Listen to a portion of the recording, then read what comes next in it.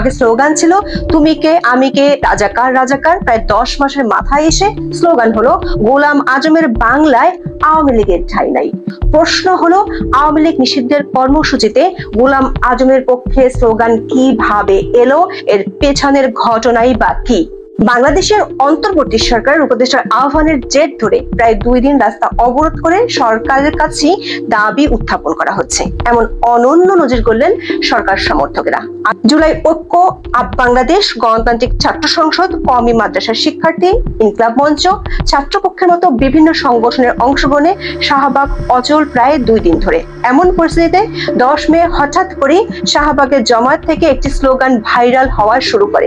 NCP আয়োজিত কর্মসূচিতে এই স্লোগান এখন ভাইরাল সোশ্যাল মিডিয়ায়। এমন স্লোগানের পর সামাজিক মাধ্যম সহ নানা জায়গায় এনসিপির রাজনীতি নিয়ে প্রশ্ন তুলেছেন অনেকেই। প্রশ্ন উঠেছে গোলাম আজম বাংলাদেশের স্বাধীনতার বিরোধী হিসেবে আন্তর্জাতিকভাবে স্বীকৃত, তাকে স্বাধীন বাংলাদেশে প্রতিষ্ঠা করার প্রকাশ্য উদ্যোগ কেন নিল সরকার সমর্থক দলটি? তাহলে কি এটি সরকারের লক্ষ্য? শুধু সোশ্যাল মিডিয়ায় নাই, এনসিপির ভেতরেও বিষয়টি নিয়ে চলছে তুমুল বিতর্ক। দলটির মুক্তিযুদ্ধের পক্ষের গ্রুপটি এ নিয়ে ব্যাপকভাবে বিব্রত। ইতিমধ্যে দলের শীর্ষ নেতাদের অনেকেই দল ছাড়ার হুমকি দিয়ে ফেলেছে দলটির ঘরোয়া মিটিংয়ে। অনেকেই বলছেন এনসিপির প্রকৃত নিয়ন্ত্রণ কাদের হাতে সেটি পরিষ্কার হয়ে গেছে গোলাম আজমকে নায়কের আসনে প্রতিষ্ঠা করার স্লোগানের মধ্য দিয়ে। বিশেষ করে দলটি শুরু থেকে দাবি করে আসলো তারা বাংলাদেশপন্থী। যদি বাংলাদেশ পন্থায় তাদের লক্ষ্য হয় তাহলে তারা বাংলাদেশের স্বাধীনতা যিনি অস্বীকার করেছেন তার পক্ষে স্লোগান দেন কিভাবে? আবার এমন স্লোগানের পর সরকার সমর্থক কিংস পার্টির আন্দোলনের নাটাই আসলে কাদের হাতে সে প্রশ্ন উঠেছে। বাংলাদেশের জন্মের বিরোধী শক্তি হাতেই কি কিংস পার্টি নিয়ন্ত্রিত হচ্ছে? উঠেছে সেই প্রশ্ন। বিষয়টি নিয়ে দলটির ভিতরেও তৈরি হয়েছে প্রচন্ড অস্বস্তি। তবে পরিস্থিতি এমন এক জায়গায় পৌঁছে গেছে যেখানে ডানপন্থী শক্তির উপর নির্ভর করা ছাড়া আর কোনো পথ খোলা নেই কিংস পার্টির সামনে। চলুন যাওয়া যাক। সরকার সমর্থক বলে পরিচিত এনসিপি 2 দিন ধরে সড়ক অবরোধ করে রেখেছে। আওয়ামী লীগ নিষিদ্ধের দাবি তুলে প্রথমে যমুনার সামনে অবস্থান করেছিল এনসিপির কিছু নেতা, পরে শাহবাগ ব্লকেট কর্মসূচির ডাক দেয় তারা। প্রথমে আওয়ামী লীগ নিষিদ্ধের ইস্যুতে এমন করা অবস্থান নিতে রাজি ছিল না দলটির শীর্ষ নেতারা। তবে দলের প্রধান না হলেও কর্মসূচির ঘোষণা আসে হাসনাত আব্দুল্লাহর কাছ থেকে। শুরুটা হয় তথ্য উপদেষ্টা মাহফুজ আলমের ফেসবুক পোস্ট থেকে। সাবেক রাষ্ট্রপতি আব্দুল হামিদের বিদেশ যাত্রার পর দিন 8 মে তিনি ফেসবুকে পোস্ট দিয়ে ফের সামনে আনেন আওয়ামী লীগ নিষিদ্ধের ইস্যু। এরপর যমুনার সামনে জড়ো হওয়ার ডাক আসে হাসনাতের পক্ষ থেকে। যমুনায় অবস্থানের পর 9 মে শাহবাগ মোড়ে শুরু হয় অবরোধ। 10 মে সারাদিন অবরোধের পাশাপাশি বিকেলে হয় সমাবেশ। দর্শক প্রায় 3 দিনের কর্মসূচির নেতৃত্ব দিয়েছে জাতীয় নাগরিক পার্টি এনসিপির দক্ষিণাঞ্চলের মুখ্য সংগঠক হাসনাত আব্দুল্লাহ। তার সঙ্গে অত্যন্ত সক্রিয় দেখা গেছে আরেক নেতা সাজিদ আলমকেও। সংবাদ মাধ্যমের খবর অনুযায়ী যমুনার সামনে অবস্থান শুরু হয় হাসনাতের নেতৃত্বে, পরে সেখানে যোগ দেন নাহিদ ইসলাম সহ অন্য নেতারা। তবে এর পরেও উপস্থিতি ছিল নগণ্য। মধ্যরাতে জামাতের ছাত্র সংগঠন শিবিরের একটি অংশ যাওয়ার পর বাড়ে উপস্থিতি। পরদিন কর্মসূচিতে যোগ দেয় ডানপন্থী বেশ কয়েকটি সংগঠন। কিন্তু শাহবাগের অবরোধ কর্মসূচিতে একটি স্লোগান বেশ কানে লেগেছে অনেকেরই। সেটি হলো গোলাম আজমের বাংলায় আওয়ামী লীগের ঠাঁই নাই। এমন স্লোগানে অবাক হয়েছেন অনেকেই। খোদ সরকার সংশ্লিষ্ট ও সরকার সমর্থকরাই এতে অবাক হয়েছেন, কারণ গোলাম আজম বাংলাদেশের স্বাধীনতা বিরোধী শক্তির মূল একজন হিসেবে পরিচিত। গোলাম আজম শুধু বাংলাদেশের স্বাধীনতার বিরুদ্ধেই ছিলেন না, সরাসরি টিক্কা খানের সাথে দেখা করে বাঙালির বিরুদ্ধে মিলিটারি অ্যাকশনের কথাও বলেছেন। আর জামাতের কর্মীদের বলেছিলেন পাকিস্তানের জন্য জীবন দিতে। গোলাম আজম বলেছিলেন কোনো ভালো মুসলমান তথাকথিত বাংলাদেশের আন্দোলনের সমর্থক হতে পারে না। শুধু তাই নয়, বাংলাদেশ স্বাধীন হওয়ার পরও তিনি বাইরে লবিং করেছিলেন যাতে বাংলাদেশকে স্বীকৃতি না দেওয়া হয়।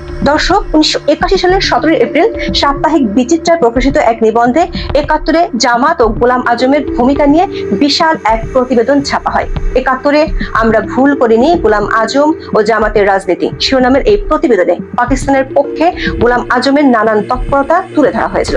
71-এর 8 এপ্রিল তখনকার পূর্ব পাকিস্তানের জামাতের আমির গোলাম আজম ও সাধারণ সম্পাদক এক যুক্ত বিবৃতিতে বলেন, ভারত পূর্ব পাকিস্তানের অভ্যন্তরীণ ব্যাপারে হস্তক্ষেপ করছে। ভারতীয় বা পাকিস্তান বিরোধী এজেন্টদের বা অনুপ্রবেশকারীদের যেখানেই দেখা যাবে দেশপ্রেমিক পূর্ব পাকিস্তানিরা তাদের নির্মূল করবে।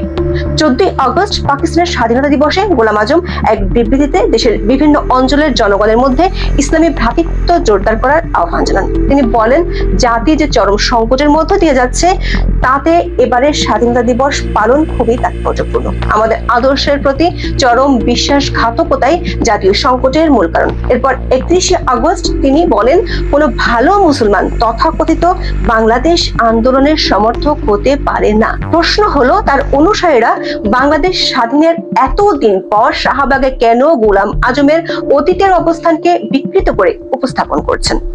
ইতিহাসে দেখা যায় কেবল মুক্তিযুদ্ধের সময় নয়, তারপরেও বাংলাদেশকে মেনে নিতে পারেননি গোলাম আজম। 71-এর পর তিনি ছিলেন পাকিস্তানে। 1972 সালে পাকিস্তান ছেড়ে হজ করার জন্য জেদ্দা যান। সেখান থেকে দুবাই, আবুধাবি, কুয়েত, বৈরুত ও লিবিয়া সফর শেষে 1973 সালের এপ্রিলে যান লন্ডনে। এই সময়কালে বাংলাদেশের বিরুদ্ধে আন্তর্জাতিক নানামুখী কর্মকাণ্ডে যুক্ত ছিলেন গোলাম আজম। 1973-এ পাকিস্তানের তখনকার প্রধানমন্ত্রী জুলফিকার আলী ভুট্টো পাকিস্তানের সব রাজনৈতিক দলগুলোর কাছে বাংলাদেশের স্বীকৃতির প্রশ্নে মতামত চেয়েছিলেন। এই উপলক্ষে পাকিস্তান জামাতের মজলিসে শুরার বৈঠকে স্বীকৃতির বিরোধিতা করেন গোলাম আজম সহ অন্য নেতারা। এ ধরনের অসংখ্য কর্মকাণ্ডের প্রমাণ ছড়িয়ে আছে ঐতিহাসিক নথিপত্রে। আর নিশ্চিতভাবেই বলা যায়, এইসব প্রমাণের ভিত্তিতে 2014 সালে গোলাম আজমকে সবচেয়ে বড় স্বাধীনতা বিরোধী হিসেবে আখ্যায়িত করেছিলেন বর্তমান আইন উপদেষ্টা আসিফ নজরুল। এমনকি জামাতের বর্তমান আমিরও গোলাম আজমের বাংলাদেশ বিরোধী ভূমিকা অকপটে স্বীকার করেছেন। ডেইলি স্টারকে দেয়া এক সাক্ষাৎকারে জামাতের আমির শফিকুর রহমানও বিষয়টি অকপটে মেনে নিয়েছেন। 1971 সালে গোলাম আজমের নামে পাকিস্তানের পক্ষে চাঁদা তোলা, বিভিন্ন জায়গায় তার ভাষণ, রাজাকার সম্মেলনে যোগ দেয়া নিয়ে প্রশ্নের জবাবে শফিকুর রহমান বলেন, আমি এটা বলেছি আগে তারা এক পাকিস্তানের পক্ষে ছিলেন, আমি তো বলিনি তারা মুক্তিযুদ্ধের পক্ষে চলে গিয়েছিলেন। তারা যেহেতু এক পাকিস্তানের পক্ষে ছিলেন, সুতরাং দেশের শান্তি শৃঙ্খলা রক্ষার জন্য, স্থিতিশীলতার জন্য যেটা দরকার বলেছেন। তারা তো অস্বীকার করেননি তারা এক পাকিস্তানের পক্ষে ছিলেন না। দর্শক, ঠিক এই জায়গাতেই প্রশ্নটি উঠেছে যে দলটি নিজেদের সরকার সমর্থক বলে দাবি করে, সেই এনসিপি কেন এমন একজন স্বীকৃত স্বাধীনতা বিরোধী যার অবস্থান নিয়ে কোনো ধোঁয়াশা নেই তাকে বাংলার কাণ্ডারি বানাতে চাইছে? এর পিছনে কি অন্য কোনো হিসাব আছে?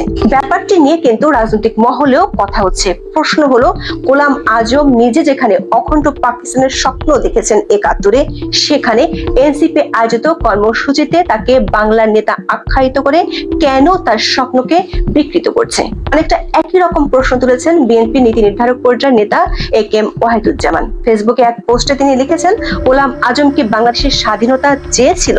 সে তো বাংলাদেশের স্বাধীন হওয়ার পরও মধ্যপ্রাচ্যের দেশগুলোতে ঘুরে ঘুরে বাংলাদেশকে স্বীকৃতি না দেওয়ার জন্য তদবির করে বেরিয়েছে। তাহলে বাংলা কিভাবে গোলাম আজমের হয়? এনসিপি সমাবেশ থেকে একটা লিক ধরে ধরে জবাই করে স্লোগান নিয়েও প্রশ্ন তুলেছেন সাবেক এই বিশ্ববিদ্যালয়ের শিক্ষক। এমনকি এনসিপির ভিতরেও এ নিয়ে দেখা দিয়েছে চরম বিরোধ। দলটির একটি গ্রুপের প্রশ্ন, একদিকে সরকার সমর্থক কিংস পার্টি বলে তকমা, আরেকদিকে ইতিহাসের প্রতিষ্ঠিত সত্যকে পাল্টে দেওয়ার চেষ্টা দলটির রাজনৈতিক বোঝাপড়াকে চরমভাবে চ্যালেঞ্জের মুখে ফেলে দিল। এর জন্য দলের নেতারা হাসনাত আব্দুল্লাহকে দুষছেন। সেনাবাহিনীর সাথে বিরোধের জের ধরে তার রাজনৈতিক ক্যারিয়ার প্রায় শেষ প্রান্তে, সেখান থেকে ফিরে আসার জন্য শেষ পর্যন্ত তিনি দলের নীতিকে প্রশ্নের মুখে ফেলে দিয়েছেন। এমন প্রশ্ন তুলেছেন দলটির কেউ কেউ। দর্শক, তাহলে কি আমরা প্রশ্ন তুলতে পারি, রাজনৈতিক প্রয়োজন মেটাতে ইতিহাসে একটি প্রতিষ্ঠিত বিষয়কে একেবারে উল্টে দেওয়ার চেষ্টা করা হচ্ছে, আর সে চেষ্টায় এনসিপিকে ব্যবহার করা হচ্ছে? এমন আত্মস্বীকৃত স্বাধীনতা বিরোধীকে কেন নতুন মোড়কে উপস্থাপনের প্রয়োজন হয়ে পড়েছে এনসিপি ও তাদের সমমনাদের জন্য? আর দলটির নেতারা দলকে মধ্যপন্থী দল হিসেবে গড়ে তুলতে চেয়েছেন, কিন্তু শুরু থেকেই দলটিকে গ্রাস করেছে ডানপন্থীরা, যার চূড়ান্ত প্রকাশ ঘটলো এই স্লোগান ভাইরাল হওয়ার মাধ্যমে। দর্শক, একটু দেখে আসি বিভিন্ন তথ্য প্রমাণ গোলাম আজম সম্পর্কে কি বলে। গোলাম আজমকে 90 বছরের জেল দেওয়া হয়েছিল যুদ্ধাপরাধের অভিযোগে। আন্তর্জাতিক অপরাধ ট্রাইব্যুনালে তার বিরুদ্ধে 5 ধরনের 61টি অভিযোগের সবগুলোই প্রমাণ হয়েছিল।